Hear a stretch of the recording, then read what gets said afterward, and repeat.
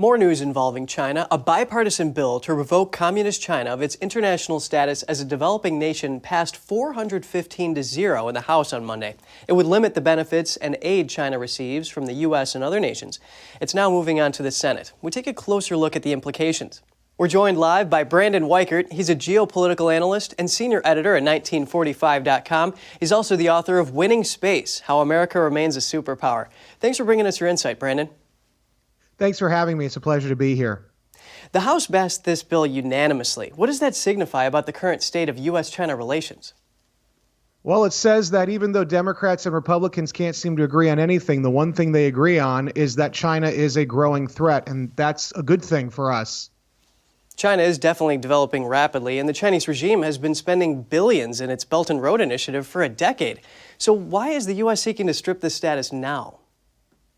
Well, because I think we've been slow to realize the threat, and I think that now we are awakening to it because it's so obvious, and we have to start attacking this threat, not first with military. It has to be first in the economic domain, which is where the Chinese have been attacking us first for the last 50 years, using trade as a weapon for them to beat us, not as a win-win. And so now finally Congress is waking up. Hopefully it's not too little too late, though. Yes, and of course there are many reasons to revoke this status, but as of 2019, about a quarter of China was in poverty. What about the poor people in China's West? What impact would this potential law have on them?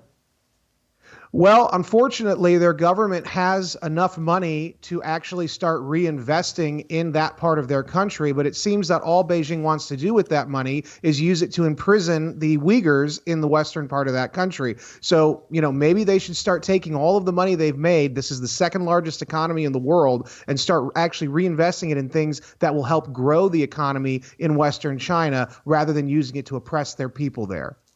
Yeah, suppression is not a good investment. Why is revoking China's developing nation status in America's interest?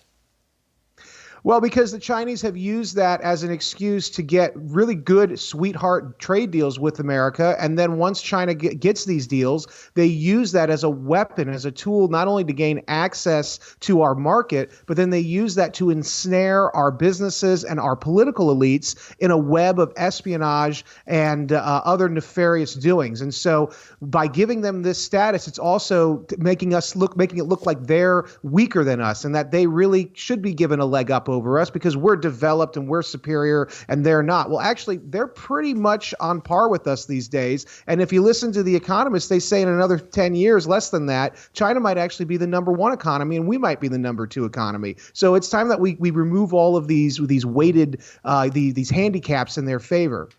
Yeah, something needs to be done. And if China's status is revoked, how do you anticipate the Chinese Communist Party will respond? Do we expect a retaliation?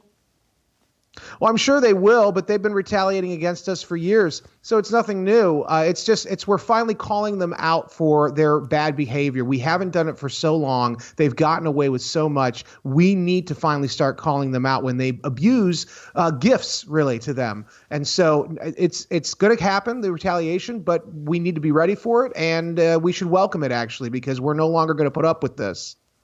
Nothing new here, retaliation back and forth. Brandon Weichert, author and geopolitical analyst, it is great to have your analysis today. Thank you. Thank you for having me.